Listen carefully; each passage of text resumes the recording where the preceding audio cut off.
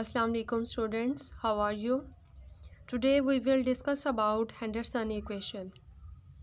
We will discuss Henderson equation to find out pH or pOH of any buffer solution. Let's start our topic, Henderson equation for acidic buffer. आपको पता है कि buffer solution form करने के लिए हमें अगर एसिडिक बफर है तो वीक एसिड और उसका स्ट्रॉन्ग साल्ट रिक्वायर्ड है। सपोज़ हमारे पास वीक एसिड है HA और उसका स्ट्रॉन्ग साल्ट है सोडियम A। आपके पास वीक एसिड HA है और उसका साल्ट NaA है, और अगर आप इसको वाटर में ऐड करें तो रिवर्सिबली ये दोनों आयोनाइज होंगे। HA आयोनाइज होकर H पॉजिटिव और A नेगेटिव फॉर्म करेगा, और जो सोडियम A है ये सोडियम आयन और A नेगेटिव आयन में कन्वर्ट हो जाएगा।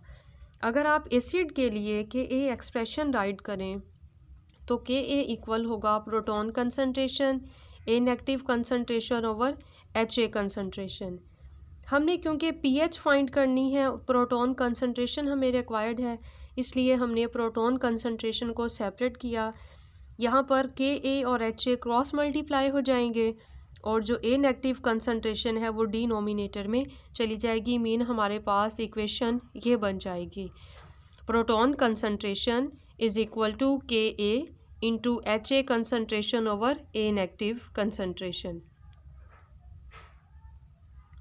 अगेन आपने इन इक्वेशन को लॉग से मल्टीप्लाई किया तो इक्वेशन बन जाएगी log of proton concentration is equal to log Ka HA concentration over A negative concentration. Log of proton concentration is equal to log Ka plus log HA over A negative concentration. ये log का logarithm लाज हैं कि अगर दो factor multiply हों तो आप प्लस साइन के साथ उनको सेपरेटली राइट कर लेते हैं, इसलिए हमने इक्वेशन को एक्सपेंड करके इस फॉर्म में राइट कर लिया। अब आपने इक्वेशन की दोनों साइड्स को माइनस से मल्टीप्लाई किया तो इक्वेशन बन गई minus log of proton concentration is equal to minus log of Ka minus log HA over A negative concentration. Minus log of proton you know pH है, minus log of Ka pKa है, और minus log HA concentration over A negative concentration. यहाँ पर जो HA है वो acid है और A नेगेटिव साल्ट को रिप्रेजेंट करेगा, क्योंकि जो आयोनाइज्ड फॉर्म है वो मैक्सिमम कंसनट्रेशन साल्ट की होती है, इसलिए यहाँ पर A नेगेटिव साल्ट को रिप्रेजेंट करेगा और HA रिप्रेजेंट करेगा एसिड कंसनट्रेशन को। A नेगेटिव कंसनट्रेशन साल्ट को रिप्रेजेंट करती है और जो HA होगा वो एसिड को रिप्रेजेंट करेगा। मीन इक्वेशन बन जाएगी pH is equal to pKa minus log acid concentration over salt concentration. अगर आप यहाँ पर नोमिनेटर और डिनोमिनेटर को चेंज कर दें, उनको इंटरचेंज करें तो माइनस साइन प्लस साइन में कन्वर्ट हो जाएगा। आपके पास इक्वेशन बन जाएगी pH is equal to pKa plus salt log salt over acid concentration. यहाँ पर लॉग का साइन आएगा, log of log salt over acid concentration. इस इक्वेशन को हम हेंडरसन इक्वेशन कहते हैं। फाइनल इक्वेशन क्या है? pH is equal to pKa plus log salt over acid concentration. यहाँ पर दो फैक्टर्स हैं जो सॉल्यूशन की pH को कंट्रोल करेंगे। फर्स्ट फैक्टर है pKa। फर्स्ट फैक्टर किसी भी साल्ट की pKa उसकी कंसंट्रेशन को कंट्रोल करेगी, सॉल्यूशन की जो pH है उसको कंट्रोल करता है। इसके अलावा साल्ट और एसिड की कंसंट्रेशन भी बफर सॉल्यूशन की pH को कंट्रोल करती है। कैसे कंट्रोल करती है उसके लिए हम एग्जांपल डिस्कस करते हैं।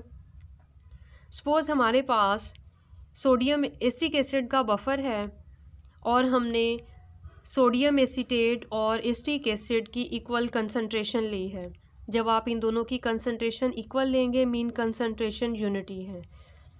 तो pH is equal to pKa plus log salt over acid concentration, दोनों की कंसनट्रेशन क्योंकि इक्वल है तो log ऑफ 1 होगा, log 1 0 के इक्वल है। और जो एसिटिक एसिड की pKa वैल्यू है वो 4.74 है, 4.74 प्लस 0 आपके पास एसिटिक एसिड का जो बफर है उसकी pH बन जाएगी 4.74। उस केस में जब आपने साल्ट और एसिड दोनों की कंसंट्रेशन इक्वल ली है। अब नेक्स्ट एग्जांपल हमारे पास है, उसमें एसिटिक एसिड की कंसंट्रेशन 0.1 है और सोडियम एसीटेट की कंसंट्रेशन 1 है, 1 मोल पर डेसीमीटर क्यूब है। वैल्यूज़ को अगर आप प्लेस करें तो pH is equal to 4.74 plus log salt concentration 1 over acid concentration 0.1। इसको आप सॉल्व करेंगे तो आंसर आ जाएगा 10, log 10 1 के इक्वल है, तो आपके पास इक्वेशन बन जाएगी 4.74 प्लस 1 इज इक्वल टू 5.74। अब जो आपके पास बफर सॉल्यूशन फॉर्म होगा उसकी pH 5.74 होगी।